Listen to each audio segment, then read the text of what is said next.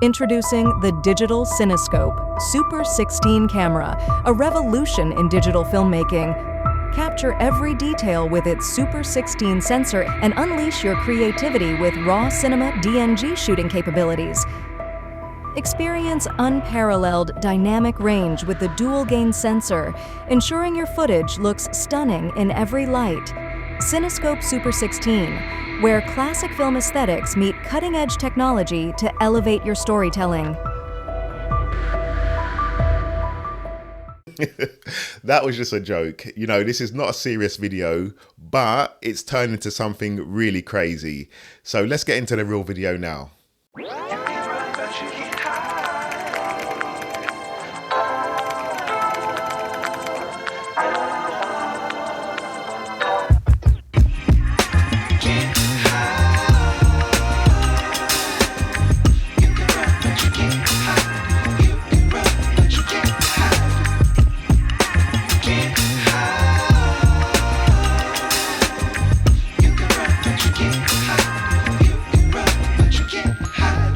Okay, so I've had a lot of fun making this prototype. It was nothing that we expected to do. We got so much things to work on. We've got a lot of releases coming this month, and this was nothing, you know, we had planned on the cards. But I've been talking to a guy recently who owns 3 Bolex cameras, and it just got me thinking about an idea that I had a long time ago to turn a Blackmagic Micro into a kind of old school Super 8 style camera, Super 8, Super 16, whichever style camera. And yeah, I thought it would look a bit crazy because it would be a bit big. And don't get me wrong, this is a big boy. It's got a big fat back on that. But shooting with it has actually been really, really fun. I'm not gonna lie, I don't know why, but just having it down here with the monitor right in front of you, it's just been a lot of fun. And it brought so much attention when I was out in London shooting with it. Now bear in mind that this isn't like a finished prototype at all. This is the very, very basic mock-up, and we've got a massive surprise for you coming at the end of the video, so make sure you stick around because yeah, you're gonna find this really, really interesting. So basically, what is this camera here? What is it that we've made? What is it that we've done? Now those of you that are familiar with the expansion pack, it's a similar process, but it's been made a lot bigger so that we can fit a monitor into the back, and we've got rails at the top here, we've got some 1/4-20s on the side and all bits and pieces just going on here, which makes a nice little handheld setup. So when you put it on your Micro, just slide it onto the battery, and then you've got your grip at the bottom. You've got this nice kind of modern Super 8 style camera. And yeah, it's just a really simple concept. And we as I said, we are going to take this a lot further, so yeah, stick around to the end. Now playing with this camera, it was a lot of fun. I roped my sister into doing a little video for me. It was a little promo video for her birthday coming up, so I'll show you a few clips. But I tried to use a DaVinci Film Look Creator, but it didn't really work with this footage. I think it suits a much brighter type of grade because we've gone for that old school kind of 80s look. So yeah, we went with the kind of brighter grade, and just have a look at a few clips now.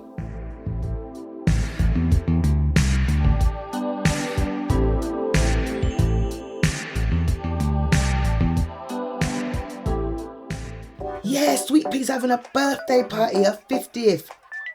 Yes, it's in the corner house in Croydon. Are you coming?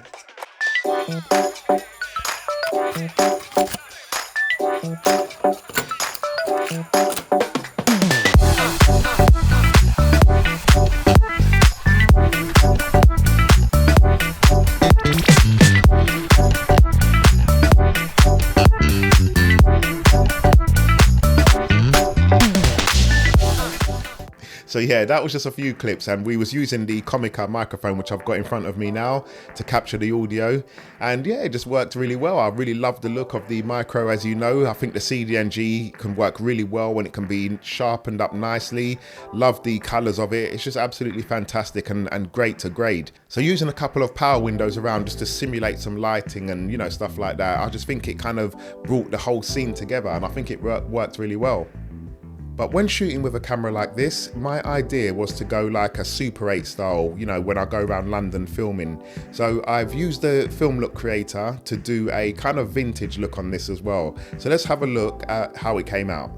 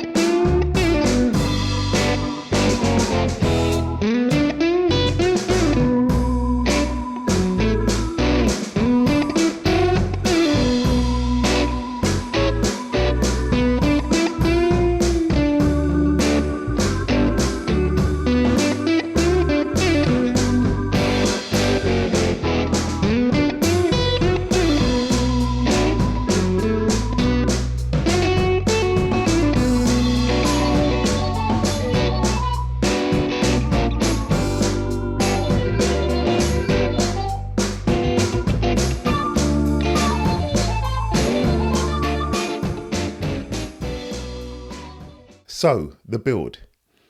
I've been talking to a guy called Alex, and you've probably seen Alex featured on this channel a couple times, popping up here and there in videos, and some of you may be even subscribed to his channel.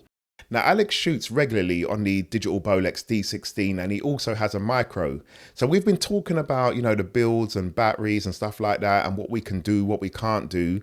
And we've come up with a solution that, we think that's going to suit a lot of people. So I'm going to show you now how this all connects together, because it's very simple. Okay, so I want you to remember that a lot of this is going to change. For the final build that we give out to you guys, a lot of this is going to change. This is a very ghetto build, so I could see how it will work, how kind of things will fit together and what we can do. So first of all, I want to explain to you a bit about the body. So let's have a look what I've done here. So this is just a 3D printed shell, and you can see it's kind of like the expansion pack where it's got the battery inside here. On top, we've just got a rod rail screwed in, just a cheap rod rail screwed in there, and some rods on the back here. We've got an HDMI going through the bottom, and just a couple 1/4-20s on the side if you want to mount any items there. So the way we put the screen on this model is very simple. Now, as I said, I've gone for a ghetto way, but we're going to change this.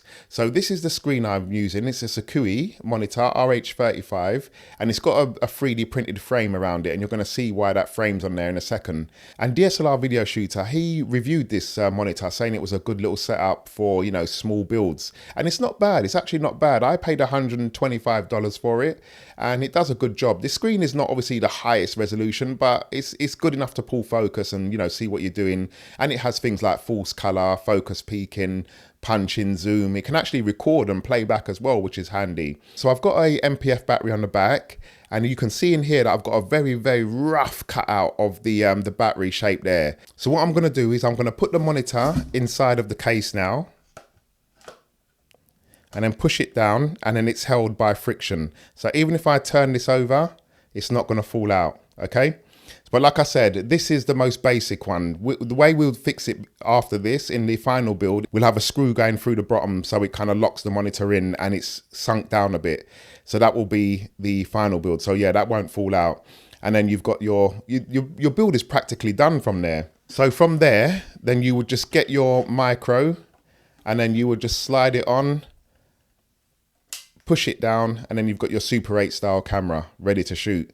Very simple, very easy, and there's hardly any weight on the back here at all. And then just to go a little bit further, then you can get your handle and then put your handle on just to a little tripod plate on the front there, and then you've got a nice little Bolex style camera.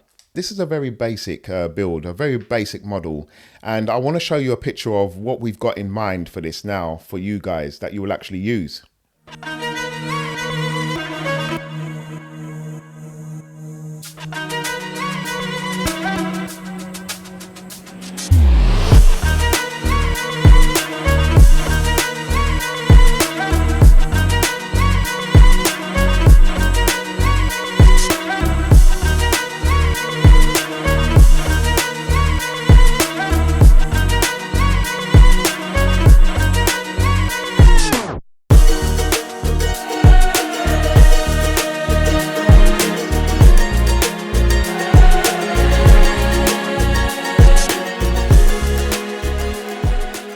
Simon is working on a design now, and you've seen Simon's designs and what he can do. He's absolutely fantastic. So once he's finished this all out, you're going to have a nice looking extension that blends in with the front of the micro, and it's going to look very clean, much cleaner, and obviously better than what we have here. When talking to Alex, he requested side panels as well. So we're going to have side panels in them, and then we're going to take out a piece here which will allow you to slide in a NPF battery plate and NPF 550.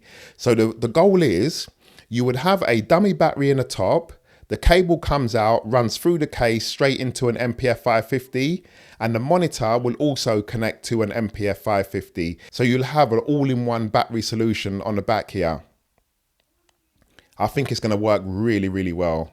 Now, we know not everybody's going to want to buy a Sakui monitor at $125, and for that reason, we are going to make the mount in the rear of this like a dual mount kind of thing. So what you can do is you can buy like a 4.3 inch 1000 nit screen, and instead of the monitor, the Sakui monitor, you'll be able to use one of these screens in. So we'll make a frame for this as well, and the screen will just go straight in the back here. And then you'll have a 4.3-inch screen in the back, nicely framed up, and still have the space for your MPF battery.